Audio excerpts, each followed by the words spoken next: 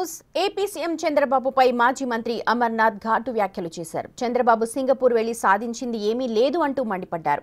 చంద్రబాబు ఏం చేయలేక జగన్ మీద పడి ఏడుస్తున్నారని ఆరోపిస్తున్నారు. చంద్రబాబు లోకేష్ సంపాదించిన డబ్బుని సింగపూర్లో పెట్టడానికి వెళ్లారు అంటూ కామెంట్స్ చేశారు. ఆయన వారికి సవాల్ విసురుతూ స్టీల్ ప్లాంట్ పెట్టుబడులు వాటాల గురించి ప్రస్తావించారు. ఇదొక పెద్ద స్కామ్ అంటూ ఫైర్ అయ్యారు. గత 2 రోజులుగా రాష్ట్ర ముఖ్యమంత్రి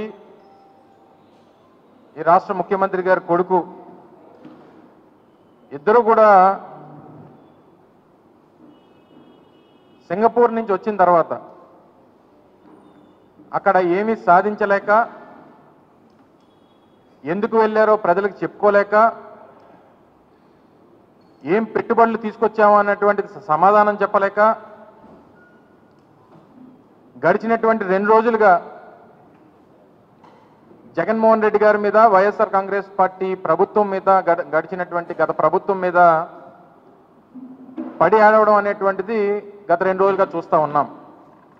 సహజంగా ఒక దేశ పర్యటనకు వెళ్ళినప్పుడు పెట్టుబడుల కోసం అని చెప్పినటువంటి రాష్ట్ర ముఖ్యమంత్రి గారు సహజంగా ఒక దేశ పర్యటనకు వెళ్ళి వచ్చిన తర్వాత రాష్ట్ర ప్రజలను ఉద్దేశించి సంబంధించినటువంటి విషయాలన్నీ కూడా చెప్పడం అనేటువంటిది సహజంగా జరిగేటువంటి సందర్భాలు.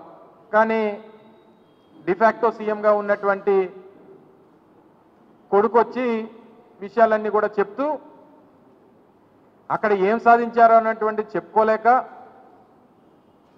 తిరిగి జగన్మోహన్ రెడ్డి గారి మీద పడేయడం అనేటువంటిది నిన్న మొన్న చూసాం. అయితే ఆయన మాటలు చూసిన తర్వాత ఏమనిపించిందంటే బాప్ 1 నంబరి బేటా 10 నంబరి. ఈయన సంపాదించినటువంటి అవినీతి సొమ్ముని పెట్టుబడులు పెట్టడానికి వెళ్ళాడు సింగపూర్. ఆయన నేను ఈరోజు సవాల్ చేస్తా ఉన్నా, ముఖ్యమంత్రి గారికి ముఖ్యమంత్రి గారి కొడుక్కి సవాల్ చేస్తా ఉన్నా.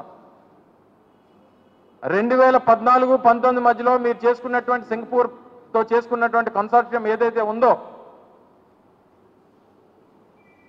అందులో 1691 ఎకరాలు సీడ్ క్యాపిటల్ ఏదైతే మీరు ప్రతిపాదించారో అందులో ఈ రాష్ట్ర ప్రభుత్వం ఆ రోజు ఆంధ్రప్రదేశ్ రాష్ట్ర ప్రభుత్వం 12,000 కోట్ల రూపాయలు పెట్టుబడులు పెట్టడానికి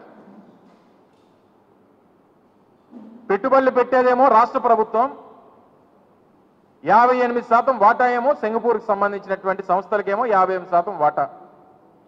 వాళ్ళు ₹1 పెట్టుబడి పెట్టరు.